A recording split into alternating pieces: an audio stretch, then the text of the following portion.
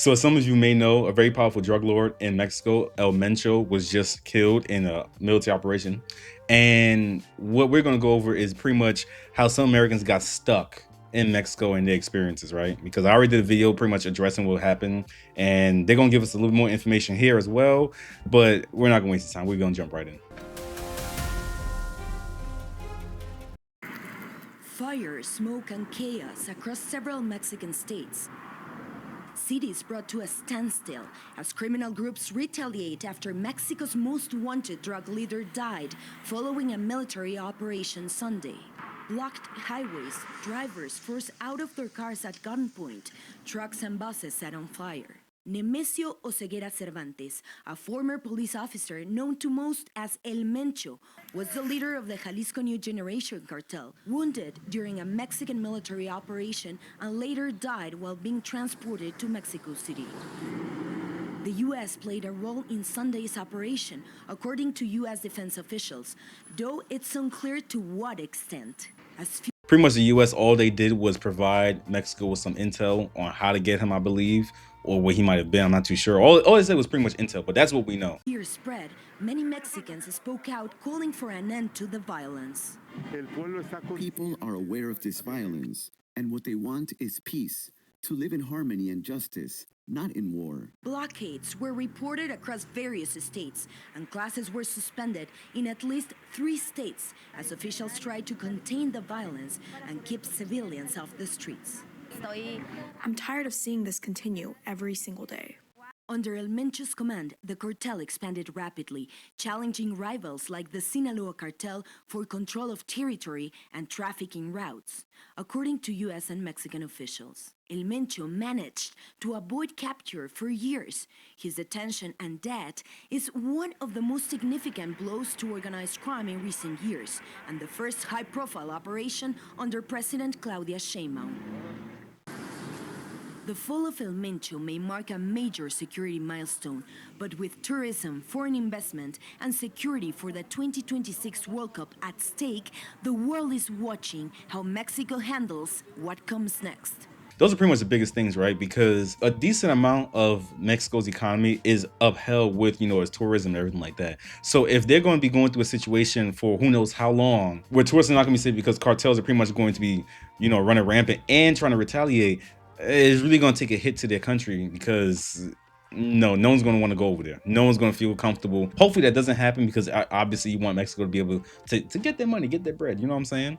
And not only that, when it comes to the tourists or the people that are just living there, you want people to be safe. You want people to be able to go somewhere, whether it's live in their own country or go there for vacation, or whatever have you, or even visit family members. You want them to be safe, to be able to go, in and out safely and everything like that. Like I said in a previous video, I hope that this is like on the way to the right track when it comes to getting out these criminal organizations. I mean, obviously it will never be like fully rooted out because that's not realistic, but at the very least make it so that it's a bit safer to be in certain parts of Mexico, because a lot of people would love to travel there. A lot of people would love to stay there. When you have a criminal element, right, that has so much power and so much weight within a country, it sketches a lot of people out. Valeria Leon, CNN, Mexico City. Well, the violence across Mexico has left some American tourists who've been asked to remain indoors stranded. Travis Dejanay from Los Angeles is stuck in Puerto Vallarta and joins us now. Travis, thank you so much for being with us. We are so sorry that you and, of course, the locals are going through all of this. What is it like where you are right now? Can you just describe the atmosphere and what you've been seeing so far? Sure, thank you, Ben. At the very moment, it's about 11:10 p.m. It's eerily quiet outside, and I say that listening from my windows, not from the streets, because we have been locked down for the duration of the day. It's been a day filled with anxiety. It started very fast and very loud. There was a bit of an information vacuum for the first few hours. There was a lot of anecdotal and social media reporting, so to speak, filling in some of those gaps for people. But we really were counting on each other to report to each other what were you seeing on the street. We shared a lot of videos, a lot of photo, and it was pretty terrifying. There were some sites that I personally saw just outside my Airbnb unit that I would have never have imagined. It really did look and feel like a war zone. And I think that feeling of anxiety, that feeling of what does happen next or what could happen next is driving what a lot of people are feeling right now. At the very moment, though, the streets, from what I can tell and from what I'm reading on social media, are quite quiet.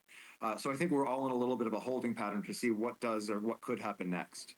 So I don't fear many things. There's a few things I've talked about on this channel that I fear. One of which is being put on a no-fly list. So you will never see me act up in the airport. The other thing is get into some type of trouble in another country. Oh, hell no.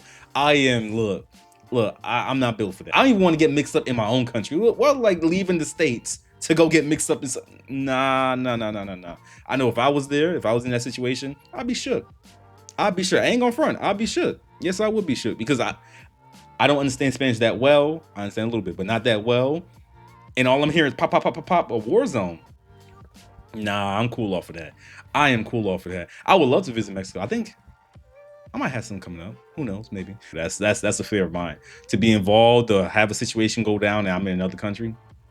Nah. Terrifying.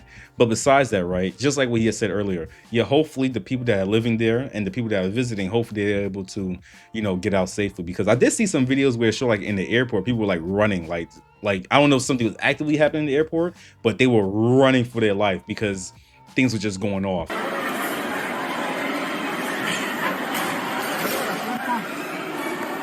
No mames. ¿Están bien?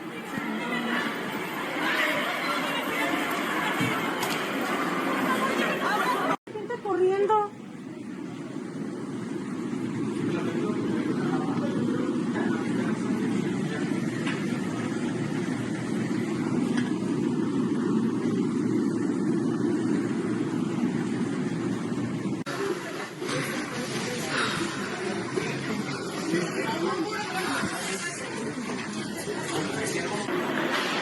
Vente, ma.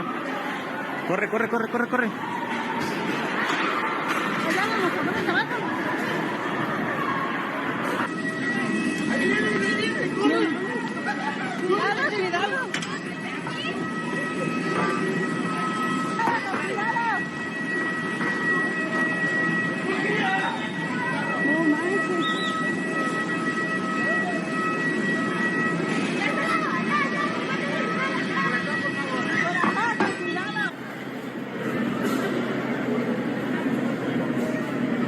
And that's just terrifying because, like I said earlier, the fact that a criminal organization has such a strong grip, whether it's on the government or the people within a country, that is a scary thing. You know what I'm saying? And I don't think any one of us that have lived in the States, only in the States, and have not experienced anything like that, I don't think we could truly understand what that's like, because that's a different level of fear right there.